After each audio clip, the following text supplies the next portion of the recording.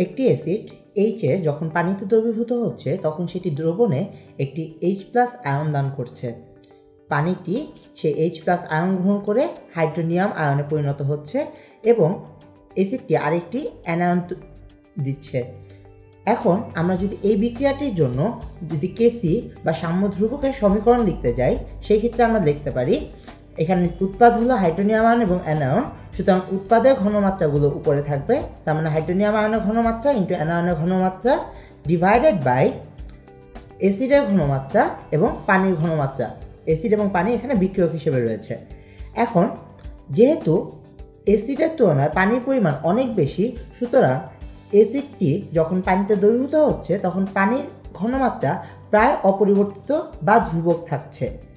এখন আমরা তাহলে কেসি এর সাথে পানির ঘনমাত্রাকে গুণ করে দিলে আমরা তখন পাচ্ছি হাইড্রোনিয়াম আয়নের ঘনমাত্রা, অ্যানায়নের ঘনমাত্রা উপরে এবং নিচে পাচ্ছি শুধু অ্যাসিডের ঘনমাত্রা।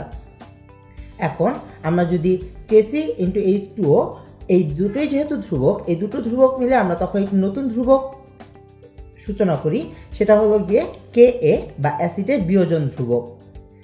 এই অ্যাসিডের বিয়োজন ধ্রুবক Ka এর মান যত বেশি হবে অ্যাসিডটি ততই শক্তিশালী হবে, আর K এর মান যদি কম হয় তাহলে সেই ক্ষেত্রে অ্যাসিডটি হবে দুর্বল।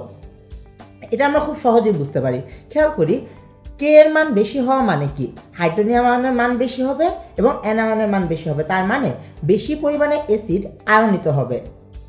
এবং আমরা যখন উল্টাটা দেখব যে K এর মান কম হওয়া মানে কি, K এর মান কম হওয়া মানে হলো হাইড্রোনিয়াম আয়ন এবং অ্যানায়নের মান হবে কম এবং হাইড্রাসিড বা অ্যাসিড যেটা আছে সেটা ঘনমাত্রা হবে বেশি, বা অবিয়োজিত অ্যাসিডের ঘনমাত্রাটা তখন বেশি হচ্ছে। তাহলে সেই ক্ষেত্রে আমরা যেহেতু অবিয়োজিত অ্যাসিডের ঘনমাত্রা বেশি এবং এটি খুব কম পরিমাণে আয়নিত হচ্ছে, তখন আমরা K এর মান কম থাকলে আমরা বলবো অ্যাসিডটি দুর্বল। তাহলে আমরা বলতে পারি K এর মান যত বেশি হবে অ্যাসিডটি ততই শক্তিশালী হবে, K এর মান যত কম হবে অ্যাসিডটি ততই দুর্বল হবে।